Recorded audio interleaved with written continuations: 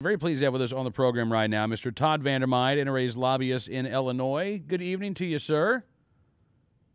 Well, that doesn't sound like Todd Vandermide. That sounds like a dial tone to me. Hang on.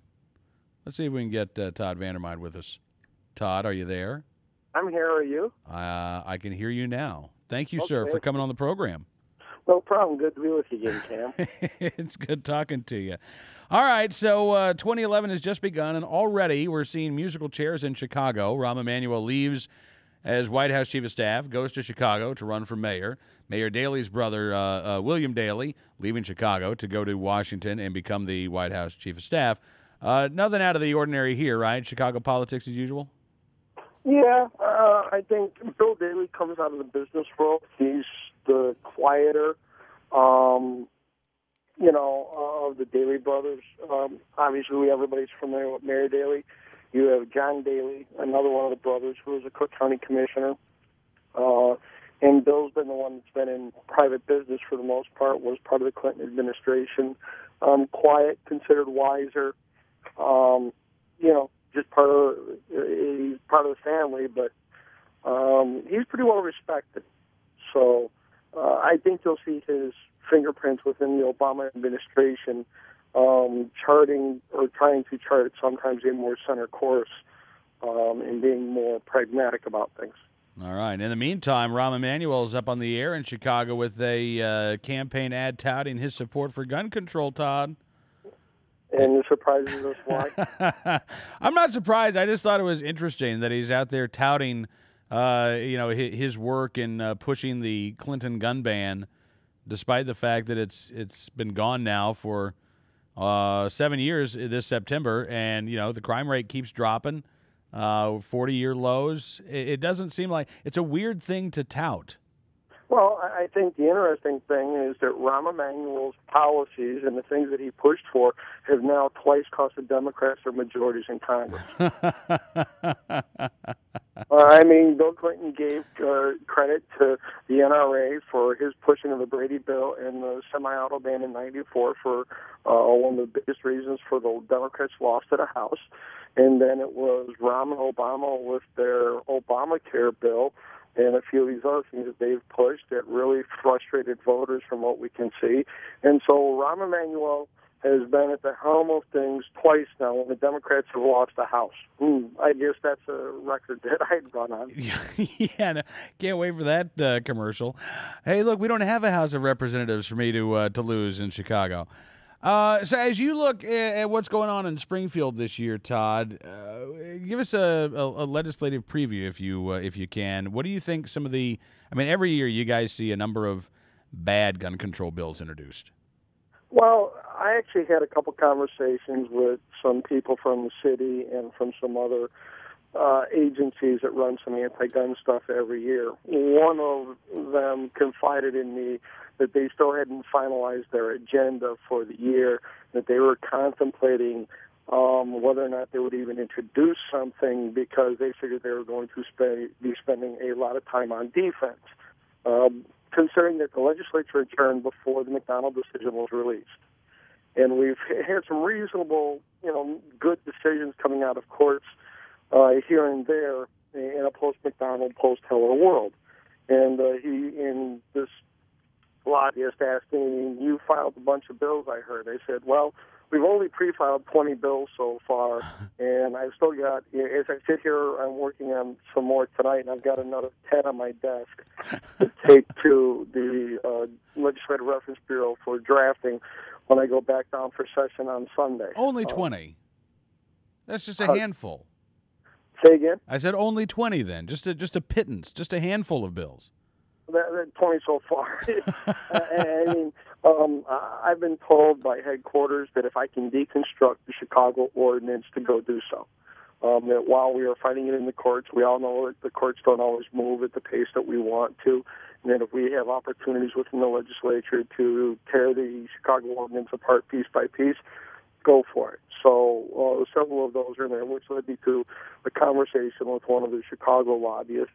And they were arguing that the registration scheme is legal. And I said, well, that hasn't been determined yet because the court just hasn't ruled on registration schemes. They didn't say they were unconstitutional. They just didn't say they were.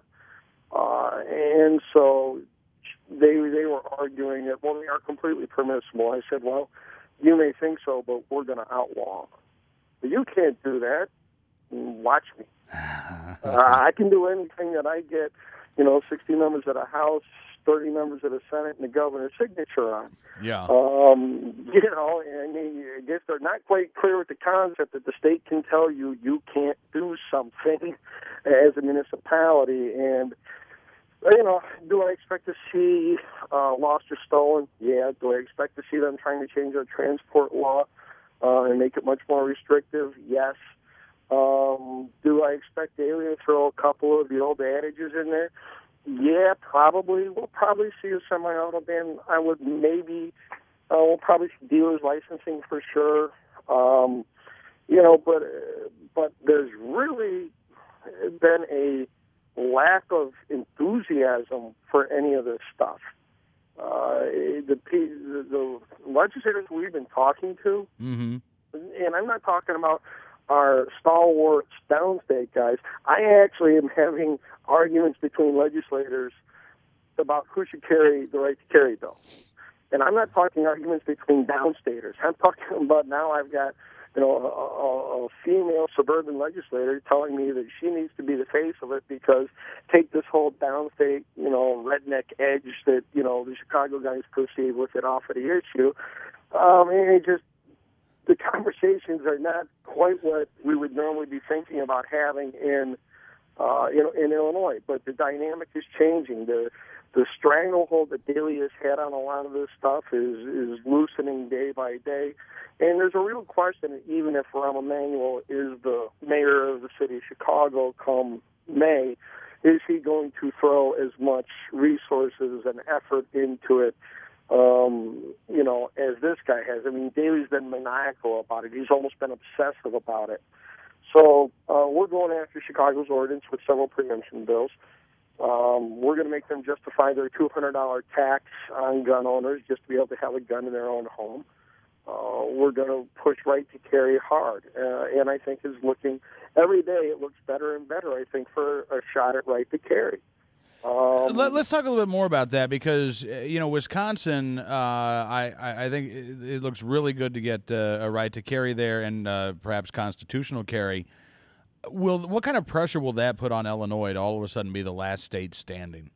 I think it puts a fair amount of pressure on it because that's the question. As I was out last night getting a bite to eat, there were 3 members from the local state's attorney's office there, and I happen to know them from rubbing elbows with the guys, and that was, well, who's left? And I said, well, we're the only state with nothing because in Wisconsin you have open carry, but, at concealed carry, it's us and Wisconsin. These guys are continually blown away by that. And I think that just beating that statistic into the ground really makes a big difference. We often hear that when they're trying to pass extensions on waiting periods, well, 7 other states have this or 14 other states have this. And now it's gotten to be kind of funny that even when non-firearm-related issues come up in certain committees, certain friends of ours sit there when they say, and it happened last year that one of the liberal members from Chicago was pushing a bicycle helmet law. And he said, and X number of states have that. And the senator piped up and said, well, 48 states have a concealed carry law, but your logic, why don't we have one here in Illinois? Are you going to vote for that? And just stammers, stutters, and all that kind of stuff. So, I think there's a combination of the pressure of what's going on in other states. I think it's a combination of what's coming through the courts. And there's a much more pragmatic view of it. The mayor certainly has something to do with it. And I'm not so sure that Rahm Emanuel is going to be the mayor, and that there may not be an opportunity to have a different mayor who would have, a less maniacal look at firearm owners and the whole issue. And maybe somebody else would be more interested, instead of spending money on litigation, putting money into putting cops on the streets in neighborhoods that need it. Oh, but still my beating heart. I would love to see that happen.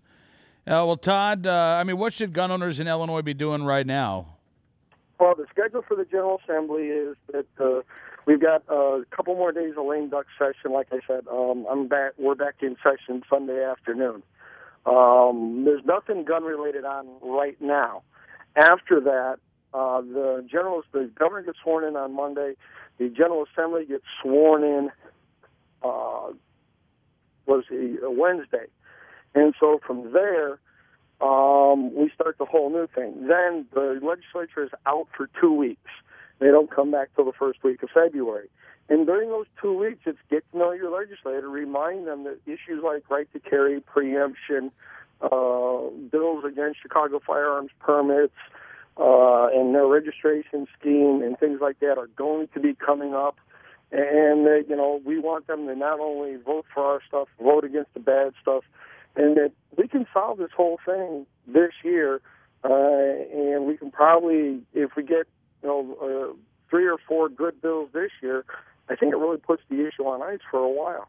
All right. Well, Todd, again, I really appreciate you coming on the program tonight. Have a great weekend, sir, and look forward to talking to you again very soon. Well, actually, I think we're going to see each other in Las Vegas in a week. Oh, excellent. All right. Well, we will see you at the SHOT Show then, Mr. Vandermine.